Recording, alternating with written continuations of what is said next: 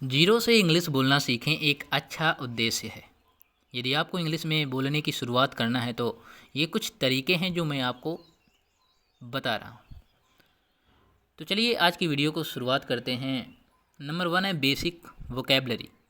Guys, basic vocabulary में क्या होता है? शुरुआत में बेसिक वोकेबलरी का ज्ञान होना ज़रूरी है। आप रोज़ाना यूज होने वाले शब्दों और वाक्यों का अध्ययन कर सकते हैं। जो आप डेली दैनिक जीवन के अंदर जो सेंटेंस यूज करते हो, जिस तरह की वोकैब यूज करते हो, उसे आप डेली प्रैक्टिस करनी है।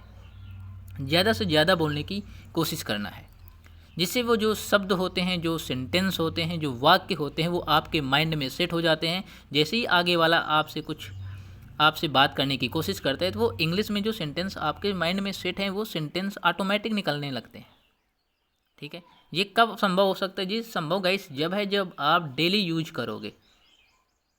नंबर 2 है प्रैक्टिस स्पीकिंग, जो सबसे महत्वपूर्ण है। प्रैक्टिस स्पीकिंग, इसमें क्या होता है? अंग्रेजी बोलने की कला को सीखने के लिए प्रचारित करना जरूरी है। अपने दोस्तों, परिवार या फिर खुद से प्रैक्टिस करना। कहने का तात्पर्य गाइस ये है कि अंग्रेजी बोलने की कला को सीखने के लिए आपको डेली सेंटेंस यूज करना है। मैं देखो हर बात में कह रहा हूँ, डेली यूज करना है सेंटेंसेस को। आपको घबराना नहीं है, ठीक है, कि मैं मेरी इंग्लिश जो है सबसे वीक है और मैं आगे वाले पर्सन से बातचीत नहीं कर सकता। ठीक है, कोई भी व्यक्ति हो वो शुरू से कोई भी भाषा सीखता है, लेकिन शुरू से सीखता है। माँ की गर्भ से कोई भी व्यक्ति किसी भी लैंग्वेज को सीख करके नहीं आता है। वो अपने इन्वायरमेंट के आने पर, जिस जिस तरह का उसका इन्वायरमेंट है, वहाँ से वो लैंग्वेज को सीखता है। तो ये कहना बिल्कुल भी गलत है कि हम लोग ये चीज़, इस लैंग्वेज को नहीं सीख सकते। हर बच्चा, हर स्टूडेंट कोई भी लैंग्वेज सीख सकता है। लिसन टू इंग्लिश, अंग्रेजी सुनने और समझने की आदत बनाएं। जैसे बहुत सारी ऑडियो बुक्स हैं, ठीक है, इंग्लिश में जो कुछ मूवीज हैं। मैंने एक मूवीज टॉप 10 मूवीज़ की एक वीडियो बनाई थी, जिनको आप देखने से आपकी जो इंग्लिश स्पीकिंग है वो काफ़ी हद तक बेटर हो सकती है। यदि आपने उस वीडियो को नहीं देखा तो डिस्क्रिप्शन बॉक्स में उस वीडियो का लिंक दे दूंगा, वहाँ से आप देख सकते हैं जा करके। अंग्रेजी सुनने और समझने की आदत बनाएं। इंग्लिश मूवीज, सॉन्ग्स, पॉडकास्ट और न्यूज़ सुनना शुरू करें। शुरू में कुछ कठिनाइयाँ आएंगी, लेकिन धीरे धीरे प्रैक्टिस करने से वो चीज़ें ऑटोमेटिक समझ में आने लगेंगी। नंबर 4 है ग्रामर। बेसिक ग्रामर का ज्ञान होना भी ज़रूरी है।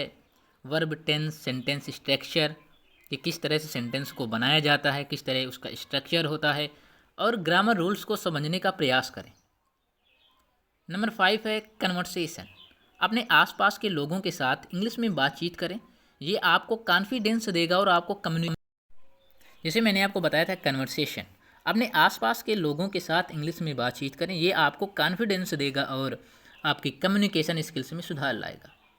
नंबर 6 है ज्वाइन इंग्लिश लर्निंग कम्युनिटीज। अब गाइस ये क्या है?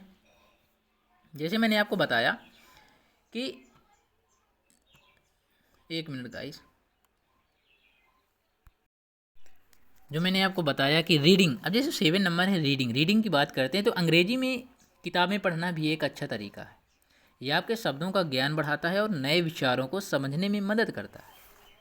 जो जैसे इंग्लिश में जो न्यूज़पेपर वगैरह आते हैं, बुक्स वगैरह आती हैं, उनको पढ़ने में क्या होता है, हमारी जो वोकेबलरी है वो इम्प्रूव होती है गाइस। ठीक है, कीप अ जर्नल। अपने दिन का अनुभव को अंग्रेजी में लिखने का प्रयास करें। अपने दिन के जो अनुभव को अंग्रेजी में लिखने का प्रयास करें। ये आपकी लिखने और वाक्यकरण को बेहतर बनाएगा। ये सभी उपाय आपको इंग्लिश बोलने में मदद करेंगे। याद रखें, कंसिस्टेंसी और प्रैक्टिस ही एक सफलता का रास्ता है। सबसे पहले आपको बेसिक इंग्लिश वोकेबलरी सीखनी होगी। सबसे पहले आप शुरुआत में रोज़मर्रा का अल्फाज सीख सकते हैं, जैसे कि कलर्स, नंबर्स और कॉमन ऑब्जेक्ट्स का नाम। ग्रामर पोर्शन की बात करें तो इंग्लिश ग्रामर को समझना ज़रूरी है। आपको वर्ब, कंजुगेशन, टेंसेस और सेंटेंस स्ट्रक्चर के बारे में पढ़ना चाहिए। ग्रामर बुक्स या ऑनलाइन रिसोर्सेज से मदद ले सकते हैं। बहुत सारी ऑनलाइन प्रैक्टिसेस आप बहुत सारे प्ले स्टोर में जा कर के देख सकते हो। यदि आपको नहीं पता कि कहाँ से हम इंग्लिश सीखें, तो ये आप वीडियो ग्रामर निंजा चैनल के अंदर देख पा रहे होगे। तो यहाँ पर इंग्लिश प्रैक्टिस, स्पीकिंग प्रैक्टिस मैंने